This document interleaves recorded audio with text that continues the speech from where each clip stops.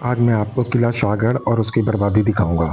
یہ قلعہ مظفر گڑھ سے تقریباً 12 کلومیٹر دور شاہ جمال روڈ پر مظفر گڑھ کے نواحی قصبہ شاہ گڑھ میں موجود ہے، جس کا نام ہے قلعہ شاہ گڑھ۔ یہ قلعہ کب تعمیر ہوا، کتنا پرانا ہے، اس کی صحیح معلومات کا کسی کو نہیں پتا۔ ایگزیکٹ آج تک کوئی نہیں بتا سکا کہ یہ قلعہ کب تعمیر ہوا۔ اس قلعہ کی تعمیر میں استعمال ہونے والی چھوٹی اینٹوں سے اس کی قدامت کا صحیح اندازہ لگایا جا سکتا ہے۔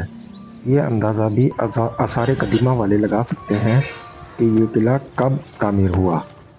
اس کے قدیم ہونے کا اندازہ اس بات سے لگایا جا سکتا ہے کہ اس کی تعمیر میں جو پکی اینٹیں استعمال ہوئی تھیں وہ دوبارہ کچی مٹی کی شکل اختیار کر گئی ہیں، جس کے واضح نشان آپ کو اس کے در و دیوار پر نظر آئیں گے۔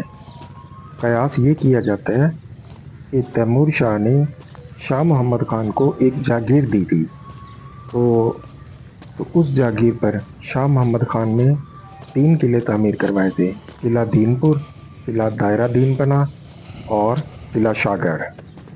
دیوان ساون کے دور میں یہ قلعہ فوجی چھاؤنی اور غلہ گودام کے طور پر استعمال ہوتا رہا ہے اور تاجروں اور مسافروں کو راستے کی صحیح ڈائریکشن بتاتے تھے۔ تیمور شاہ 1760-1770 میں ہندوستان میں آئے تھے، تو اس کا یہ مطلب ہوا کہ یہ قلعہ اس وقت تعمیر ہوا تھا یا اس سے بھی زیادہ قدیم ہے۔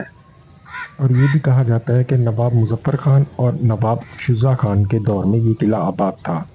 نواب مظفر خان 1818 میں وفات پائی تھی، تو اس وقت تک یہ قلعہ اپنی صحیح حالت میں موجود تھا، مگر آثار قدیمہ کی عدم توجہ کی وجہ سے اب یہ قلعہ برباد ہو گیا ہے۔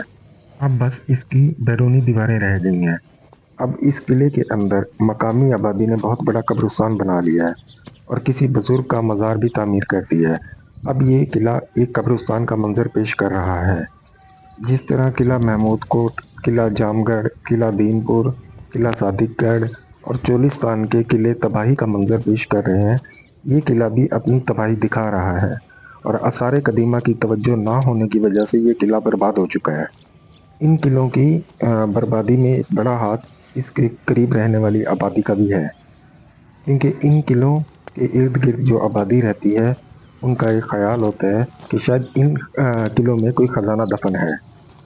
یہ آبادیاں ان خزانوں کی تلاش میں ان قلعوں کی بربادی میں اپنا پورا کردار ادا کرتے ہیں اور ان کی مختلف جگہوں سے کھدائیاں کر کر کے ان قلعوں کو برباد کر دیتے ہیں۔ جیسا کہ یہ دیکھ رہے ہیں آپ کہ یہ پکی اینٹیں تھیں جو کہ اب دوبارہ کچی ہو چکی ہیں، اپنی اصل حالت میں دوبارہ آ گئی ہیں، پکی سے کچی ہو گئی ہیں۔ یہ اتنا پرانا قلعہ ہے۔ اگر ضلعی انتظامیہ اور محکمہ آثار قدیمہ والے توجہ دیتے تو ان قلعوں کو ان کی اصل شکل میں سنبھالا جا سکتا تھا اور آج یہ اپنی اصل حالت میں ہمارے سامنے موجود ہوتے۔